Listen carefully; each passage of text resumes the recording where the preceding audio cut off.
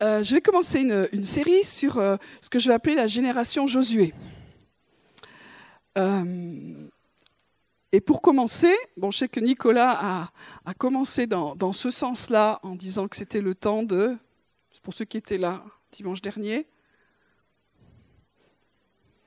y avait-il des gens? Ou alors vous êtes l'église du deuxième dimanche? Parce que je sais que selon les fois, il y en a qui viennent un dimanche. Donc bonjour l'église du deuxième dimanche. Et donc qu'est-ce qu'a partagé Nicolas? Envoyer, voilà. Et c'est le temps de l'envoi. Et vous savez peut-être ou pas, actuellement au Brésil, il y a un truc incroyable qui se passe. Vous suivez un peu les infos chrétiennes, hein, parce que les autres, là je ne parle pas de foot. Il y a simultanément, dans plusieurs stades, des rencontres. Les stades sont remplis pour célébrer le Seigneur et c'est lié à l'envoi. C'est lié à un mouvement missionnaire qui se passe. Et c'est surtout, ça touche les jeunes, mais pas que. Donc les stades sont pleins. Je ne sais plus, ça fait 140 000 personnes actuellement, en gros. Dans plusieurs stades au Brésil. Et il y a vraiment quelque chose qui se passe. Et puis on pourrait multiplier les pays dans le monde. Il n'y a pas que des mauvaises nouvelles. Il y a des choses difficiles, mais Dieu est en train d'agir. Il y a un mouvement. Et si, j'en ai déjà parlé un petit peu, si vous avez suivi un peu l'actualité, on va dire prophétique, on est quand même une communauté prophétique. Prophétique, ça veut dire que nous croyons que Dieu parle aujourd'hui dans la Bible, mais il parle par plein d'autres façons, et que certains entendent Dieu. Amen. Et on enseigne ici que dans les certains, c'est tout le monde. Donc normalement, je vous l'ai déjà dit et redit, mais je le redis, quand quelqu'un vient vous voir et vous dit « moi j'entends Dieu », ben vous lui dites « et alors ?» Nous aussi, ça fait partie de la vie normale, mes brebis entendent ma voix. On est brebis du Seigneur, donc on a la capacité d'entendre Dieu. Donc dans ce tout le monde entend, il y en a qui ont un don un peu plus particulier, une place, c'est leur service, d'entendre et de prendre du temps pour écouter le Seigneur. Et à peu près tout le monde dit qu'on vient de basculer dans les années 20. Alors tout de suite ça excite les prophétiques, nouvelle ère, machin, etc. Ok, très bien. Et on a vraiment la conviction qu'il y a vraiment quelque chose de nouveau qui se passe. Et dans ce nouveau, moi, je voudrais vous partager justement cette génération Josué. Alors ce matin, je vais vous faire un petit parcours prophétique. Donc ceux qui sont prophétiques vont se dire « ouais, chouette », les autres se dire « ça va être long ». Non, ça va aller, ça va aller. Qu'est-ce que ça veut dire? Ça veut dire que je vais vous parler de choses que j'ai, d'autres ont reçues, et on va faire un petit voyage comme ça pour arriver au sujet. Et après, je continuerai. Donc, vous savez que le peuple d'Israël, le peuple hébreu, a reçu des paroles de Dieu qu'ils quitteraient l'Égypte, où ils étaient en esclavage, et qu'ils auraient un pays vraiment génial, où coule le lait et le miel. Je fais des révisions, je les fais régulièrement, mais comme ça, c'est bon. Donc, ils partent avec cette espérance. Ils sortent de l'esclavage, ils vont avoir un petit moment dans le désert un peu long, soit, mais ils vont vers un pays génial. Alors, je ne refais pas l'histoire du désert, vous savez comment ça s'est passé. Ils ont vu des miracles incroyables, et ça, quand même, ça doit nous dire quelque chose dans la génération où nous sommes. Qu'est-ce qu'ils ont vu comme miracle? Ils sortent, d'abord, en Égypte, il y a eu quand même quelques plaies, quelques trucs qui n'étaient pas simples, et qui étaient complètement surnaturels. Enfin, je ne sais pas si vous vous rendez compte. Et puis, ils sortent d'Égypte, c'est une grande victoire. Et puis, ils se retrouvent devant la mer Rouge, la mer des Joncs. Et puis, ils sont poursuivis par les Égyptiens. Et ils se disent, « Mais Moïse, pourquoi on t'a écouté? On était tellement mieux en Égypte. Maintenant, on va mourir là devant la mer. » Ça nous rappelle pas, enfin, ça nous rappelle pas nous, hein. On peut voir la bonté de Dieu, et puis quand arrive quelque chose de vraiment difficile, tout de suite, ça commence à plus aller. Bon, bref, Moïse se lève, écoute ce que Dieu dit, il lève son bâton, et la mer s'ouvre. Franchement, Si c'est vous qui êtes là, que vous voyez la mer s'ouvrir, que vous passez au milieu et qui se referme derrière et que vous n'avez plus d'ennemis, vous dites « Waouh, ça marque ma vie à jamais ». Amen? À jamais. Quelques jours après, il commence à avoir, c'est normal, hein, il commence à avoir soif, et c'est le désert, faim, et ça commence à râler. Oh, les concombres en Égypte, on va mourir de soif dans le désert, c'est pas possible, on voudrait tellement y revenir. Ouais. Alors, je ne vais pas faire tout ce qu'ils ont fait, mais ils en ont fait quand même beaucoup, et on passe les détails. Et puis, à un moment donné, ils ont la pensée de dire, on va envoyer des espions dans le super pays que Dieu nous donne, le pays de la promesse.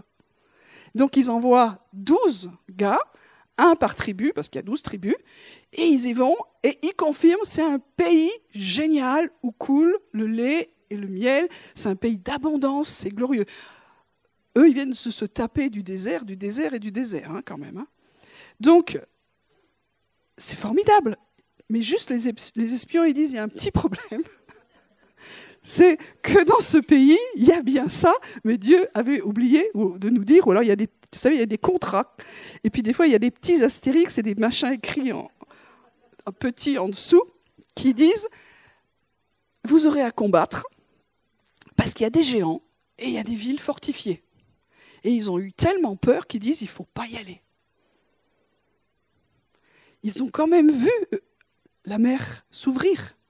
Ils ont vu de l'eau qui coulait à flot dans le désert pendant longtemps, longtemps. Ils ont vu du pain qui descendait du ciel pour les nourrir et des bêtes. Et puis leurs vêtements ne sont pas usés, leurs godasses non plus. Enfin, il y avait des effets spéciaux tous les jours. Et au cas où vous n'aurez pas bien compris, comme ils ne connaissaient pas le chemin, ils n'avaient pas de GPS. Il y avait une colonne de nuée pendant la journée, une colonne de feu la nuit. Ils étaient entourés de miracles. Un miracle ne touche pas nos cœurs. Ça touche nos yeux, ça nous éblouit. Et ça, c'est déjà une première chose que nous devons nous dire et nous redire. C'est qu'il est possible qu'on voit de plus en plus des choses waouh. Mais les choses waouh ne transforment pas nos cœurs et ne touchent pas souvent notre foi. Ou elles la touchent en surface, mais elles ne font pas de nous des personnes de foi. Et puis heureusement, dans l'histoire, il y a quand même deux. Il y a Josué et Caleb qui disent « Ouais, certes, mais c'est un bon pays. Il faut y aller. » Bon, je passe les détails. Bref, Dieu voyant ça dit « Faites le tour. » Donc ils ont fait le tour pendant 40 ans. Et arrive un moment donné où c'est le temps que Dieu a fixé. Parce qu'il y a une génération qui est morte. Et maintenant, la génération Josué est de nouveau en face du pays de la promesse. Alors moi, je fais partie de la génération qui a déjà prêché X fois sur la génération Josué et qui a entendu prêcher X fois sur la génération Josué. Donc on pourrait se dire encore, est-ce que c'est vraiment le moment ? Et il semblerait qu'il y a un oui. Il se passe des choses aujourd'hui. On n'est plus simplement centré sur la France, mais il y a quelque chose qui se passe au niveau des nations. Et je vous encourage à voir la famille de Dieu des nations, à voir ce que Dieu fait dans le monde. Et il y a un mouvement qui est vraiment mondial, autant au niveau des ténèbres qu'au niveau de la lumière. Et on est dans ce mouvement-là.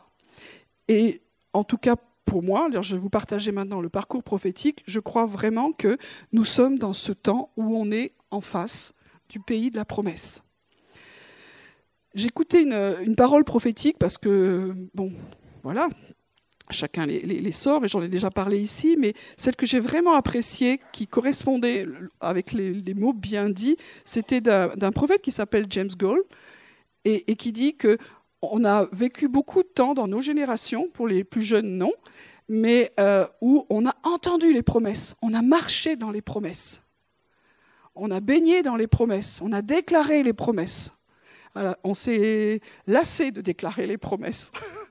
Et tout ce que vous voulez. On a eu des hauts et des bas. Et aujourd'hui vient le temps où on va rentrer dans un temps un peu de transition pour non plus déclarer les promesses, mais rentrer dans la réalité des promesses. Ça fait un peu la différence, hein.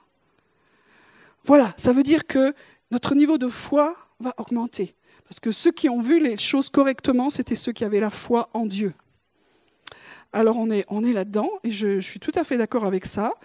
Et je vais vous expliquer un petit peu dans mon parcours, et pourquoi je porte ça aussi, et que je ne suis pas la seule. Dieu nous parle de notre héritage depuis longtemps. Et je crois que se prépare dans le monde ce que certains appellent, et vous avez le droit de ne pas être d'accord, une troisième vague de l'esprit, un troisième mouvement. Je ne rentre pas là-dedans. Mais il y a longtemps, j'ai fait des rêves régulièrement où Dieu me parle. Et là, je sais quand c'était, je me souviens, parce que c'était fort. On fait plein de rêves, mais il y a des fois, tu as des rêves qui te marquent. Et donc, on était en vacances. Et puis, j'ai fait un rêve. Des fois, ils sont courts, des fois, c'est long, peu importe. Et dans ce rêve-là, je discutais avec un conducteur de louanges anglais de ma génération qui s'appelle Graham Kendrick. Les autres, ouais, bon, voilà. Donc, que je connais un petit peu. Et puis, on discutait, je ne sais plus trop de quoi. Et puis, il me dit, la troisième vague sera missionnaire. D'abord, troisième vague, de quoi? Je ne sais pas. Quelles étaient les deux premières? Donc, je ne rentre pas là-dedans. Mais la troisième vague sera missionnaire. Et puis, il me répète ça, la troisième vague sera missionnaire. Et l'esprit me répète, la troisième vague sera missionnaire. C'était tellement fort que je me suis réveillée en sursaut. La troisième vague sera missionnaire. Et il y a un feu qui est venu. Et j'attends ça. J'attends ça. Et Dieu a parlé de stades qui seraient remplis, de choses qu'on allait voir, qu'on a prophétisées, qu'on a vu un petit peu, mais que ça commence à se faire de plus en plus. Donc nous sommes déjà. On n'est pas dans le pic, on est dans les commencements de ces choses-là. Donc ça, pour moi, ça correspond à des choses que Dieu a dites dans le maintenant. C'est pour ça que je vous parlais en particulier aussi de ce qui se passe au Brésil, parce que c'est le nom du truc, c'est l'envoi.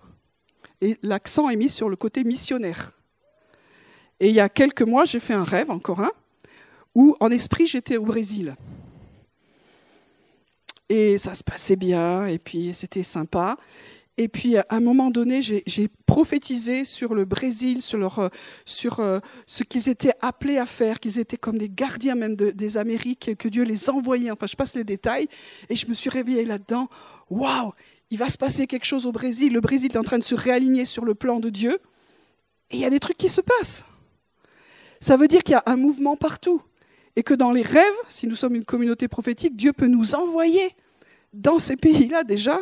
C'est moins cher que de prendre le billet. Vous n'avez pas le décalage horaire. Et vous êtes en train de prier et de déclarer des choses sur le Brésil ou sur n'importe quel autre pays.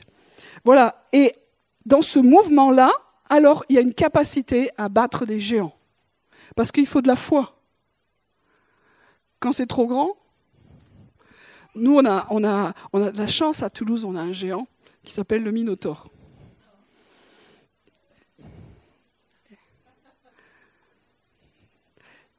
Dieu nous dit que c'est positif. Nous, on pourrait dire, oh là là là là.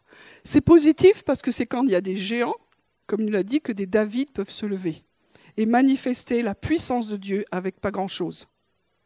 Et donc, c'est des bons tests.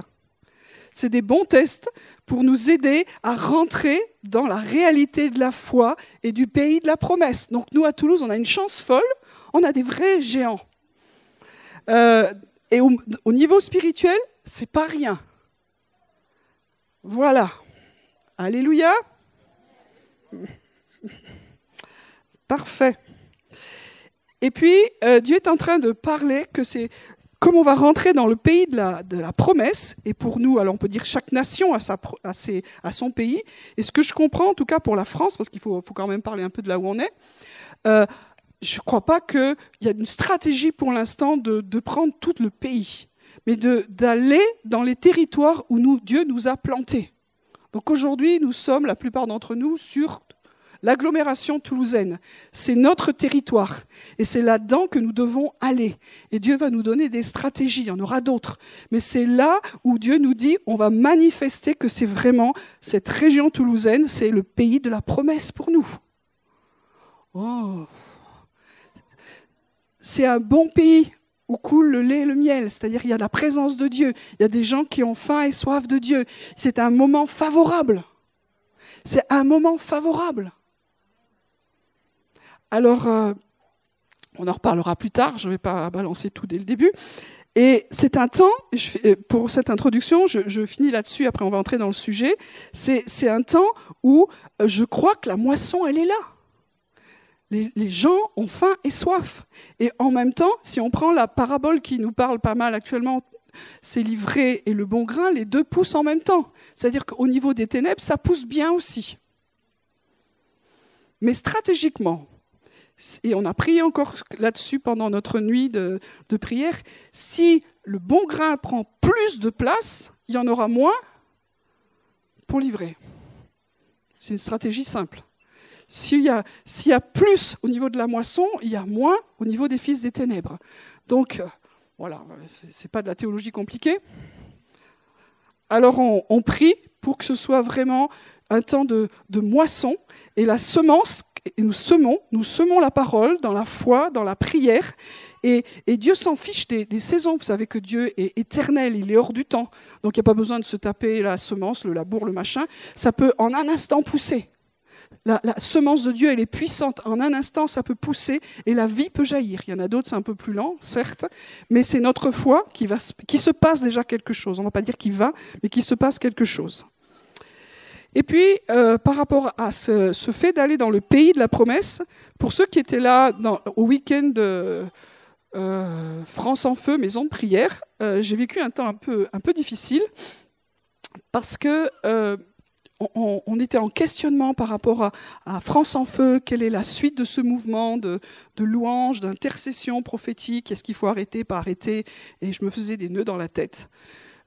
Ça vous arrive ?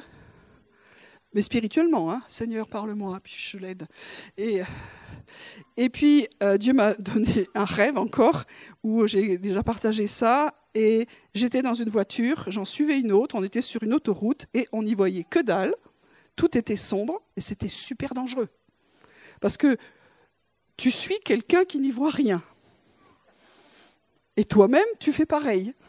Et tu te dis, mais c'est une catastrophe. Heureusement que c'est de l'autoroute, parce que sinon, le premier virage...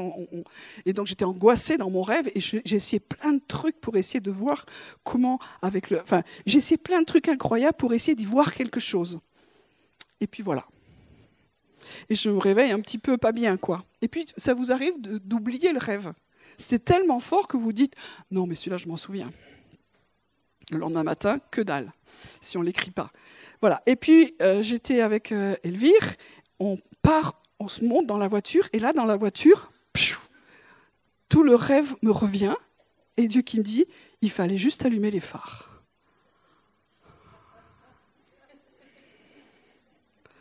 Là, je sens que je ne suis pas bien, parce que ça veut dire que j'écoute pas le Seigneur en croyant l'écouter, donc c'est un peu difficile, et que je n'arrive pas à comprendre où il faut conduire. Je suis leader et je vois rien, donc c'est merveilleux de suivre un leader qui n'y voit rien. Voilà. Donc je me suis repentie, je dis Seigneur, qu'est-ce que tu veux ? Je comprends rien. Puis voilà, j'avais pas de suite. Et vous savez ou vous savez pas, mais que quand vous avez eu un rêve, soit Dieu peut vous reconduire dans ce rêve-là et vous aurez la suite, soit vous pouvez demander au Seigneur, est-ce que tu veux me montrer en vision la suite du rêve ? C'est très cool, Dieu. Vous pouvez essayer plein de trucs incroyables. Donc là, j'ai la suite. Et dès que j'allume les phares de ma voiture, j'y vois. La première chose que je fais, c'est de dépasser cette voiture qui faisait comme moi et que je suivais, qui va vraiment, mais qui ne sait pas où elle va, et de commencer à voir. Et là, pour moi, c'est vraiment être conduit dans la chair ou dans l'esprit, vous comprenez ? Souvent, on se dit, nous, on n'est pas conduit dans la chair. Et des fois, on n'est pas des bons... Comment dire ça ? Des bons juges sur qu'est-ce qu'on fait vraiment. Et dès que j'accélère, mais tout de suite, j'arrive dans un pays incroyable. En un instant. Et en un instant, la voiture, elle n'a rien à faire dans ce pays-là. Ça fait penser un peu, vous savez, à l'histoire de David, qui voulait ramener l'arche à Jérusalem, et il a eu une super idée, il allait la mettre sur un char. Et en tout cas, Dieu me disait, mais il faut vraiment laisser les méthodes anciennes. Oui, quand tu connais que ça, c'est bien gentil, mais c'est quoi les méthodes nouvelles? Voilà, donc je sors de ma voiture et je sais que ma voiture, c'est fini. Dans ce pays-là, il n'y a pas de voiture. On marche à pied. Ça, c'est le progrès. Mais pourquoi on marche à pied? Parce que je rejoins une équipe qui est en train de porter l'arche. C'est-à-dire que l'avenir est tourné vers les choses anciennes et tout est lié. Ils portent l'arche et vous savez que l'arche, on ne la met pas sur le toit d'une voiture. On ne la met pas dans une caravane. On n'est pas dans un espèce de je ne sais pas quoi. On la porte sur les épaules. Et aujourd'hui, c'est ce que Dieu est en train encore de nous dire. Pour passer de l'autre côté, il faut que nos méthodes, que nos idées, que nos théories, que nos façons de faire version du monde, ça meurt. On les laisse. Ça n'a rien à faire dans le pays de la promesse de Dieu, c'est-à-dire dans le monde des choses de l'esprit. Marcher dans la chair ou marcher dans l'esprit. On s'affectionne aux choses de l'esprit ou aux choses de la chair. Et si on fonctionne avec des méthodes et des façons de faire avec notre intelligence qui essaie d'être renouvelée, ça ne suffira pas. Ce qui suffisait à un moment donné ne va plus pour maintenant. Et ça, je veux le dire. Ce qui a été bien dans le désert, dans le temps que nous avons vécu, où ça a été, pour la saison qui vient, ça ne va plus. Et je le dis pour moi, je n'étais pas fière de ça, hein, franchement, et je ne suis toujours pas. Mais je veux vous le dire pour vous, je ne fais pas de la projection de mes problèmes, mais je veux dire simplement, ne croyez pas que vous passez à côté de ça non plus. Même si vous croyez au top de la spiritualité, du renouveau, du machin, je crois que ce qui vient est tellement différent que même si on se croit au top des choses de ce que Dieu dit, c'est encore différent. Et ça nous demande vraiment de l'humilité. Si on rentre là-dedans en disant « Oh, moi je sais, j'ai compris », voilà. Donc, pas de méthode, c'est juste les sacrificateurs, parce qu'on parle de ça, de sacrificateurs, et on a parlé beaucoup ici des sacrificateurs. Peut-être qu'il y en a, ça les gave, mais c'est biblique. C'est biblique. Il a fait de nous un royaume, pas de fils et de filles, c'est de sacrificateurs. Et ils régneront. Le règne, l'autorité est liée à la sacrificature. J'ai étudié ça, je me dis, c'est fort ça. L'autorité dans le combat, l'autorité dans la conquête est liée aussi au fait qu'il y a un royaume de sacrificateurs. Et on le verra ça plus tard, parce que je pense. Je vois que dans ce pays, la première chose que je vois, c'est qu'ils portent l'arche. Et c'est intéressant, si vous vous souvenez, ils portent l'arche sur les épaules. Voilà. Et on va le voir, pour passer le Jourdain, il y aura besoin à nouveau qu'il y ait des sacrificateurs qui portent l'arche afin que tout un peuple puisse passer. Donc c'est une stratégie de Dieu. Donc je me joins à eux. Et en un instant, on arrive à Sion, à Jérusalem. Et après, c'est une autre histoire. Mais c'est comme s'il y avait une accélération dès qu'on s'aligne.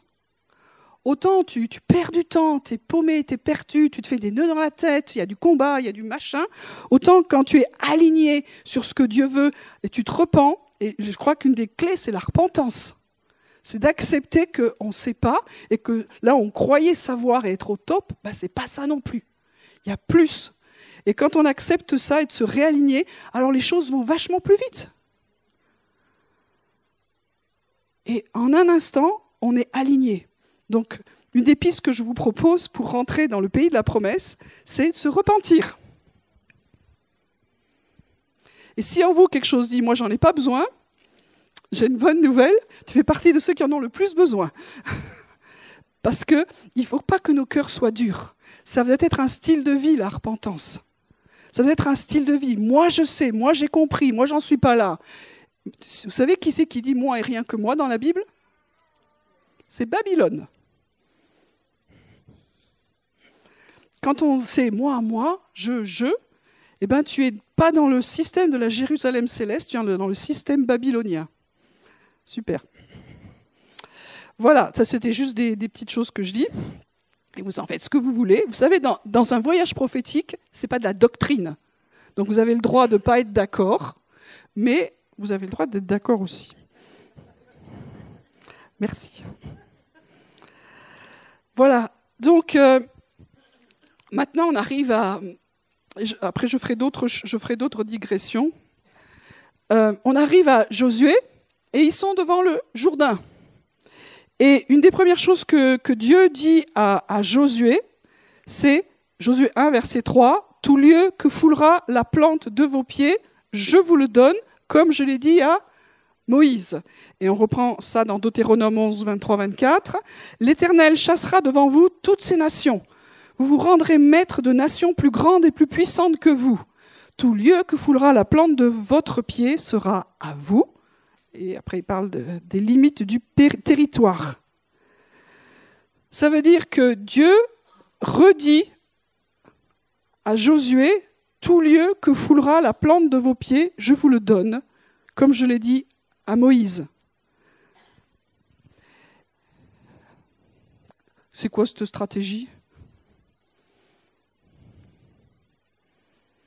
Nous, on a des voitures, on a des organisations, on a des bonnes idées, on a Internet, on a tout ce que vous voulez, on a des stratégies incroyables. Et la première stratégie qui est donnée, c'est « tout lieu que foulera la plante de vos pieds ». Mais ça, c'était pour eux avant. Non, il y a des principes spirituels qui n'ont pas changé.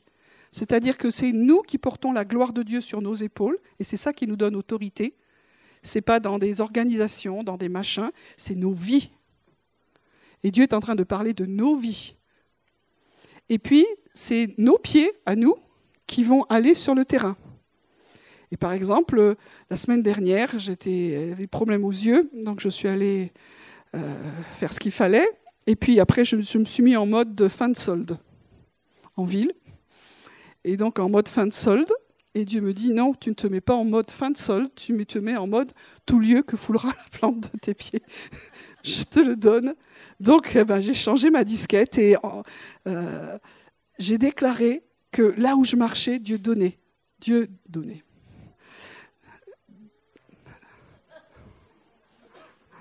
Voilà. Ça veut dire que là où nous allons aller, Dieu va agir. On peut y aller dans la prière, et on y va dans la prière. Et ce n'est pas l'un au détriment de l'autre. Mais en même temps, nos pieds, ils doivent y aller. Alors, quels sont les lieux que Dieu va nous donner ? Dieu va nous montrer. Mais eux, ils avaient vraiment une direction, ils savaient où ils devaient aller, quel était le pays. Il y avait des limites. Dieu a redit quel était le territoire d'Israël. Et quand vous regardez d'ailleurs les limites du territoire d'Israël à ce moment-là, ça ne correspond pas du tout à ce qui se passe maintenant. Mais là, je ferme la parenthèse. Voilà. Quel est notre territoire ? Où est-ce que nous avons à déclarer que nous allons marcher ? Nous allons y aller, mais en tant que sacrificateurs.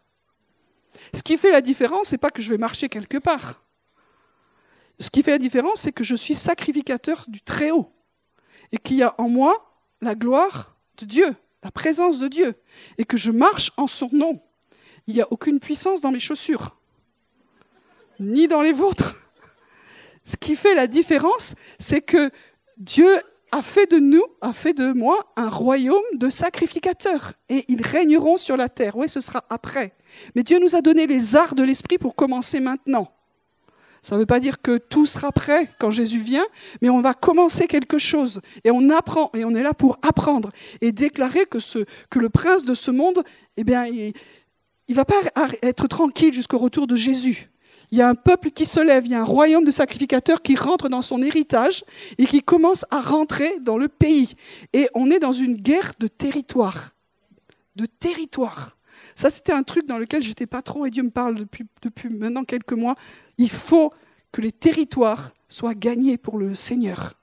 Il faut que nous allions sur les territoires. Il faut que nous y allons au nom du Seigneur. Si c'est au nom de tout ce que vous voulez, ça ne le fera pas. Donc voilà, Dieu est en train de redire ça au travers de Josué. Il rappelle ce que Moïse avait dit. Et pour y aller, à plusieurs reprises, Dieu va dire quelque chose à Josué. Qu'est-ce qu'il va lui dire? Ne crains pas, sois courageux, ne t'effraie pas. C'est curieux quand même, hein? Et il va le lui redire, et le lui redire. Et puis à la fin, le peuple, il a bien compris le problème. Ils disent tous à Josué, ne crains pas et sois courageux.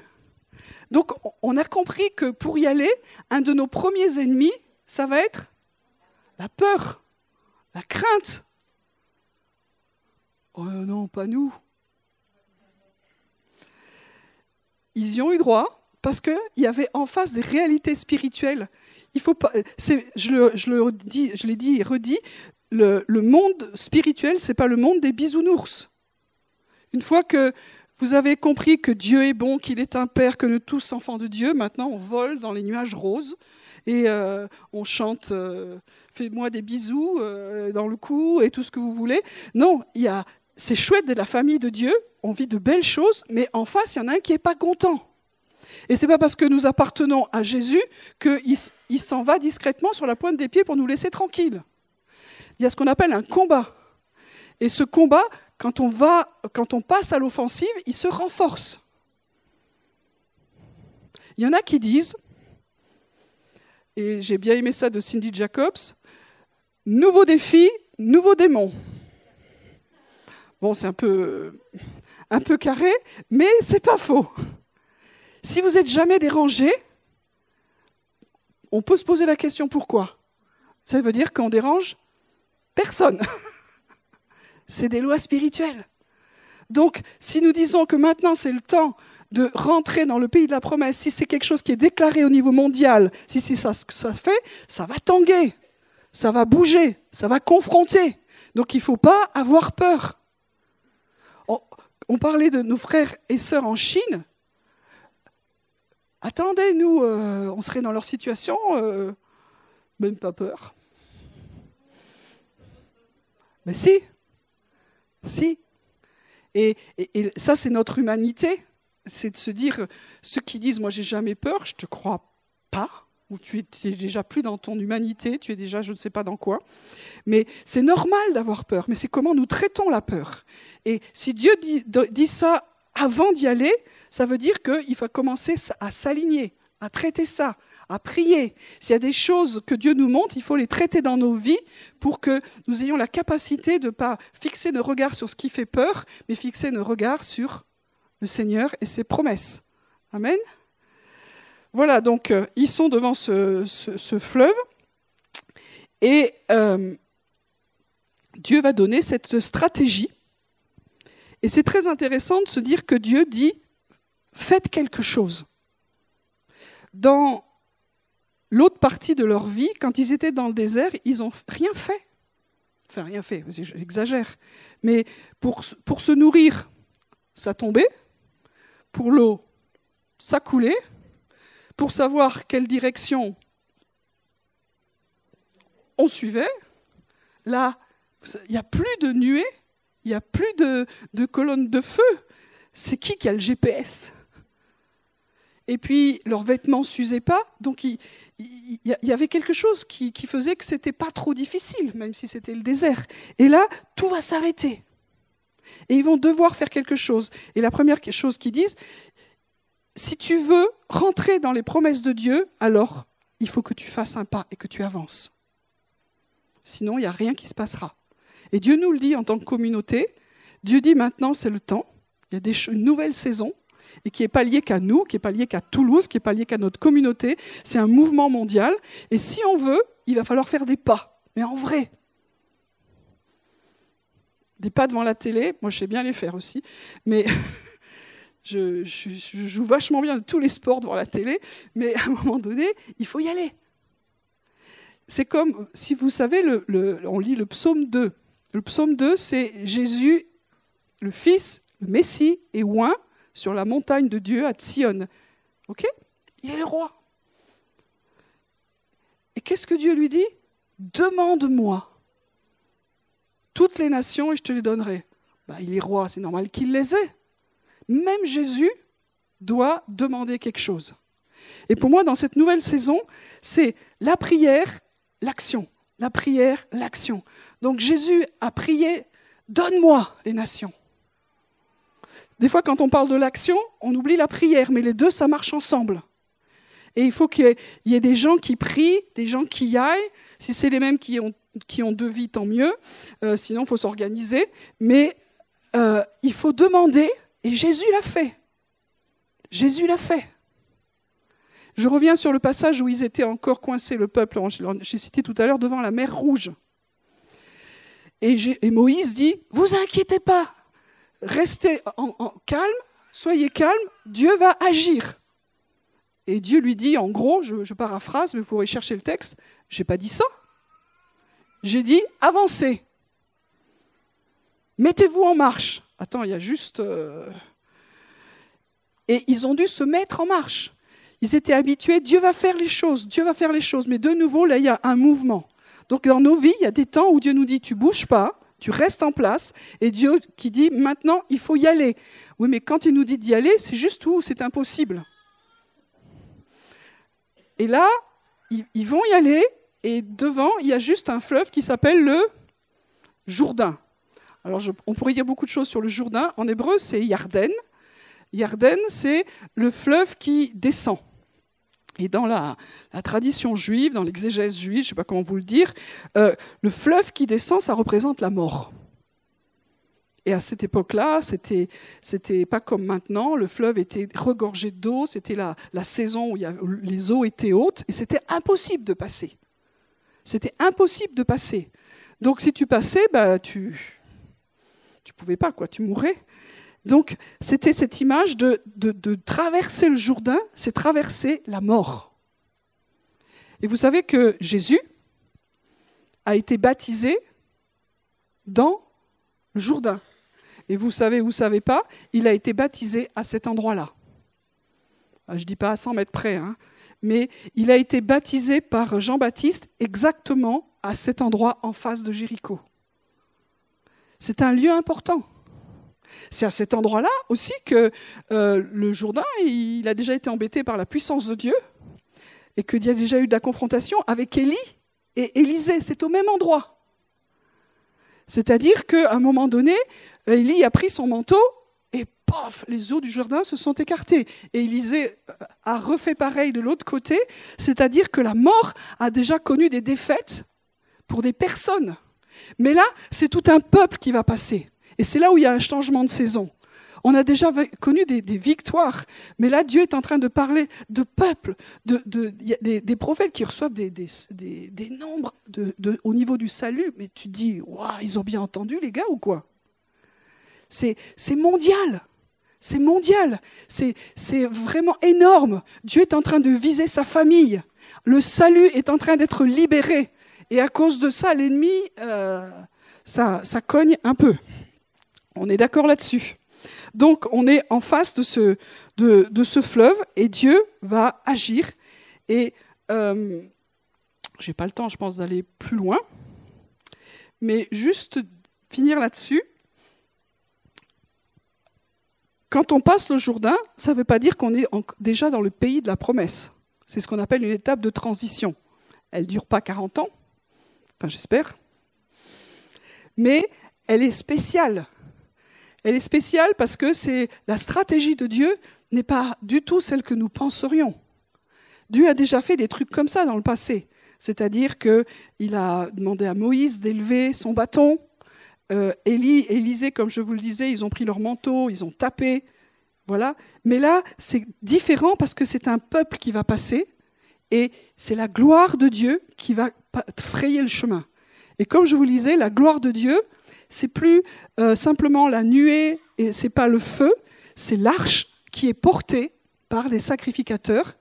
Et la parole qui est donnée, la stratégie qui est donnée, quand les sacrificateurs mettront les pieds dans l'eau, vaut mieux que ça marche, hein, quand ils mettront les pieds dans l'eau, alors l'eau remontera, mais loin, quand on connaît le lieu, ça remonte jusqu'à une ville en fait qui s'appelle Adam. C'est rigolo. Et là aussi, je ne vais pas plus loin. Donc ça veut dire que les eaux remontent quand les sacrificateurs qui portent la gloire de Dieu, qui font leur service, qui sont alignés à ce que Dieu veut, alors il y a quelque chose qui se passe. Et si on regarde le texte, et je vous recommande maintenant de relire les textes de Josué, ça c'est des choses qu'il faut qu'on fasse, vous verrez que Dieu avait dit que le peuple se prépare, qu'il se sanctifie. C'est-à-dire que ce n'est pas juste un job de quelques-uns, c'est tout le monde. On se prépare, on se met à part, on se sanctifie parce qu'on va passer de l'autre côté. Il va se passer quelque chose. Et on n'attend pas que d'autres vivent, reçoivent des choses. C'est un mouvement de peuple. Et ce que Dieu est en train de nous dire maintenant, pour notre communauté, c'est ensemble. Un mouvement de peuple. Oh, mais moi, je ne suis pas dans cette dynamique. Si. Mais si tu ne sais pas, c'est quand tu es encore dans ta bagnole, en train de suivre une autre qui ne sait pas où elle va et qui croit savoir. Donc, il y a un mouvement de Dieu et c'est ce que j'aimerais que nous puissions saisir. C'est un réveil qui vient. On a prié. Comment il doit se manifester, j'en sais rien. Mais en tout cas, ce n'est pas un réveil qui vient simplement dans les salles. Vous savez, il y a plein d'histoires comme ça où il y a une réunion qui commence et puis il y a un évangéliste qui vient et puis wow, il y a du salut, il y a de la guérison et puis c'est tellement fort qu'on se dit on va continuer demain soir et on va continuer et puis ça ne s'arrête pas pendant quelques temps. Et après, qu'est-ce qui reste ? Rien. Au bout de quelques années, pas grand-chose. Là, c'est quelque chose qui va vers. C'est un temps d'envoi. Ce n'est pas nous qui restons dans des salles. Je crois que je l'avais déjà partagé ici. Des fois, Dieu vous parle alors que vous n'êtes pas du tout en train de l'écouter, que vous faites autre chose. Ça vous arrive ? C'est parce qu'on doit être plus détendu, je ne sais pas. Donc j'étais en train de faire je ne sais pas quoi dans la cuisine. Pourtant, je n'y suis pas souvent. et Dieu me dit, comment tu vois le réveil ? Je réfléchis, je dis, ce serait vraiment pas génial qu'on ait des réunions tous les soirs et c'est pas ça le réveil. Je dis non, ce sera pas ça. Ça ne veut pas dire qu'il n'y aura pas de réunion, j'en sais rien. Mais c'est les sacrificateurs aussi qui vont, et les enfants de Dieu qui vont là où Dieu les envoie, parce que c'est un gain de territoire aujourd'hui. Ce n'est pas juste avoir des poches d'oasis, c'est d'aller et que le terrain ne soit plus à l'ennemi. Et donc, il faut aller à l'extérieur. Et en même temps, il faut qu'il y ait des gens qui prient. Et je finis comme ça. J'ai 2 choses sur mon cœur où Dieu veut nous bouger, c'est aller et la prière. La prière. Donc, il y aurait tout un message à faire là-dessus. Je pense que nous sommes une église qui ne prie pas assez.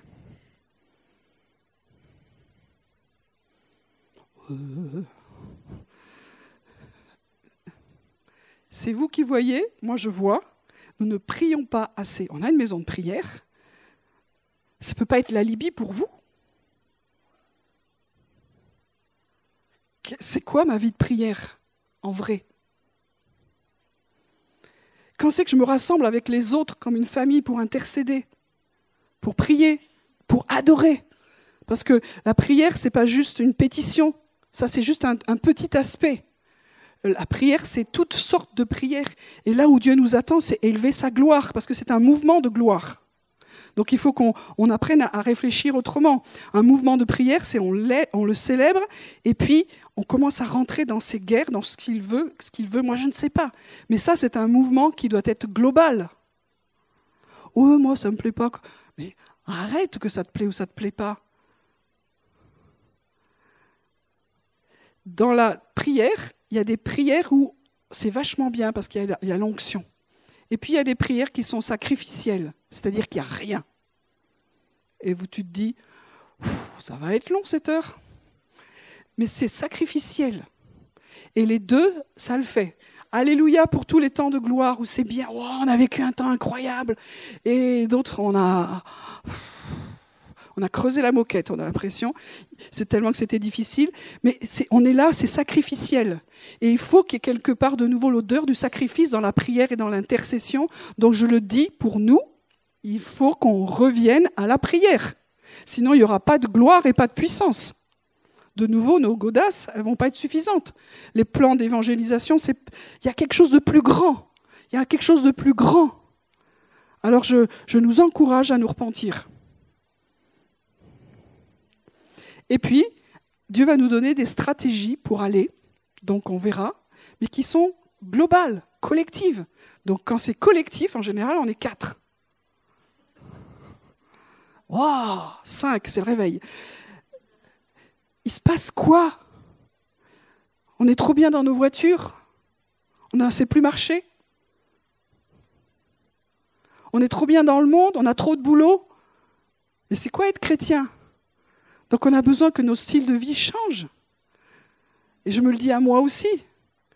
Il faut que Dieu va nous déranger. Des choses qui étaient confortables quelque part, quand on passe dans cette nouvelle saison, ne le sont plus. Il y aura de la confrontation. Et Dieu nous dit, c'est tellement vrai que n'ayez pas peur. Si ce n'était pas vrai, il ne nous le dirait pas. Donc il y a de la vraie confrontation. Oui, mais toi, tu ne peux pas comprendre parce que tu n'as pas de travail. Oui, alors moi, j'ai eu un vrai travail. Maintenant, je sais que ce n'est pas un vrai. Mais j'ai eu un vrai travail. Je travaillais beaucoup et j'avais quand même une vie spirituelle. Donc il ne faut pas me raconter tout et son contraire. C'est des choix que nous faisons. C'est des choix. Il faut faire mourir Netflix.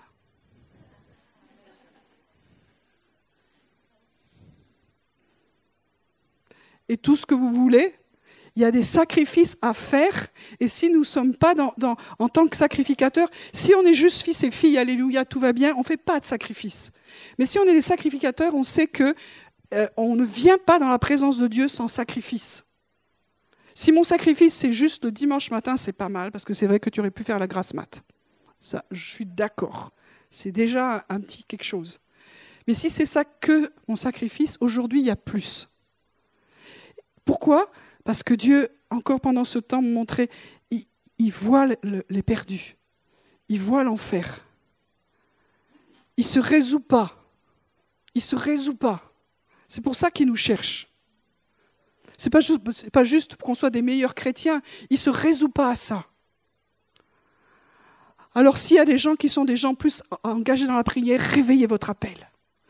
S'il y en a qui doivent plus aller sur le terrain, je sais qu'on ne peut pas faire les deux. Mais il faut qu'on soit là où Dieu nous dit. Et c'est ça la vraie famille, c'est ça l'engagement.